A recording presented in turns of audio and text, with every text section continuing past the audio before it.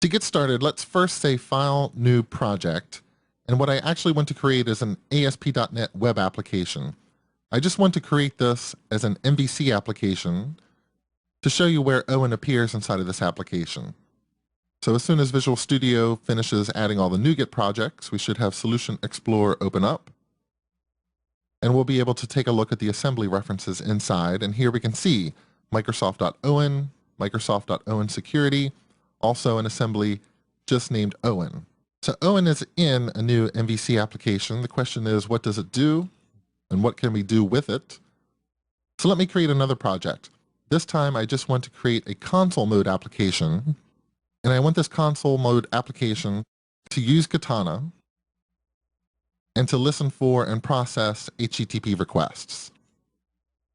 And in order to do that, I need to install a few NuGet packages. So I will open up the Package Manager console, and I am going to install two packages. Both of these packages are in a pre-release phase as I'm doing this recording. So I'm going to add the -include pre-release flag to install package. And the first one I'll ask for is Microsoft.Owen.hosting. And this will actually pull down a few dependencies, including a dependency Owen and also Microsoft.Owen. So at this point, we have 3 assemblies added to the project. And now I want to pull down one more package. I want to pull Microsoft.Owen.host.htp listener. So the first bit we added were the core Katana pieces. I also want to pull down this HTTP listener that knows how to interact with the operating system and actually listen on a port for HTTP messages to arrive. And with that, I have all the software I need. I have references to Owen, which contains some of the core Owen abstractions, and I also have the Microsoft extensions to Owen and assemblies that will allow me to essentially turn this console mode application into a small web server. So the first thing I will need to do is configure this application. And to do that, I'll create a class called Startup. Why is it called Startup? I'll cover that in a little more detail later. But when you use Katana, you'll be creating one or more startup classes. And those startup classes will have a configuration method that will take an object that implements an iAppBuilder interface.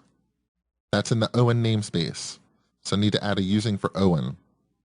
And iAppBuilder is very important because iAppBuilder will include some methods that allow you to configure how this application is going to behave and respond to HTTP requests. And as you add additional Katana components, add additional NuGet packages, you might see additional methods appear on this iAppBuilder object because many of the Katana components include extension methods for iAppBuilder that make it easy to configure and start up a particular feature that you might need. But for right now, I'm just going to use the run method. The run method is a method that Katana will call into to process all HTTP requests. You can see it takes a function. And this function takes one parameter of type IOWNContext, and it returns a task. That's the delegate signature for func. And essentially, I could write a Lambda expression here. So I could say, let's take a context object, and I need to return a task. But on that context object, I have access to information about the request. So I can look at authentication properties, I can look at environment properties, I can look at a request object and a response object. This environment property is rather interesting, and we'll come back to look at it later. But you'll notice it is an iDictionary of string and object.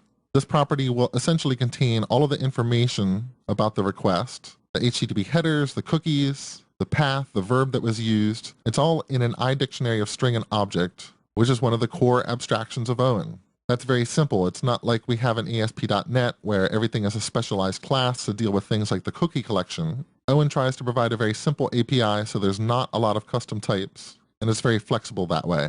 But what I'll do in this run method is to go to the response object and do a write async hello world. Write async is a method that returns a task, so I can simply return that. And this is all the application will do. Every request that comes in, it will respond with hello world. And since this is a console mode application, of course the entry point is this main method. I need to actually start some sort of web server in this main method. So let me define a URI where this application will listen. We'll say that it's going to listen on the local machine on port 8080. And then I'm going to use a class called WebApp, which is in Microsoft.owen.hosting, so a Katana component. And I want to tell Katana to please start using the configuration that you find in this startup object and using this port. That will start the server. So I can do a write line to let everyone know that we started the server. Could also do a read key to keep the server running until someone presses a key in the console. And when they do, we can say that we are then stopping. And with that, I should be able to run this with Control F5. And it looks like my server has started. Now I just need to open a browser, go to localhost 8080, and we have our first Katana application running. Now, Hello World is nice, but what about this welcome screen that appeared in the slides? Where did that come from? And how did I create it? Well, the welcome page is one technique and a good example of how to customize the app builder object with additional features. To get the welcome page, I need to install another NuGet package. This one also in pre-release. It's called Microsoft.owen.diagnostics. And this particular package includes a few components that make it easier to build Katana applications, or to help build a Katana application and troubleshoot things. And one of those components is the welcome page, which I can get through a new method that will now appear on App Builder called useWelcomePage. Notice there's also a useErrorPage. And this is sort of the premise of how Katana will work. As you add references to other Owen components, they will typically provide some extension methods that you can use with iAppBuilder to add additional features to an application easily. So I add a diagnostics package, and now I can invoke useWelcomePage. Essentially, I don't need to use an application.run now. I'll comment that out, but we'll come back to it later. I can press Control F5 to run the application. It started again. Refresh my web page. And there's the Owen welcome screen that we saw in the slides. So what we've seen so far is how to use WebApp to explicitly start a web server and have it listen at a given location. And we have to tell that WebApp how to configure itself.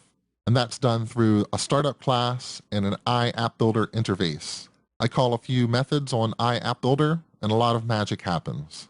Let's try to take a deeper look at that magic and dispel some of it.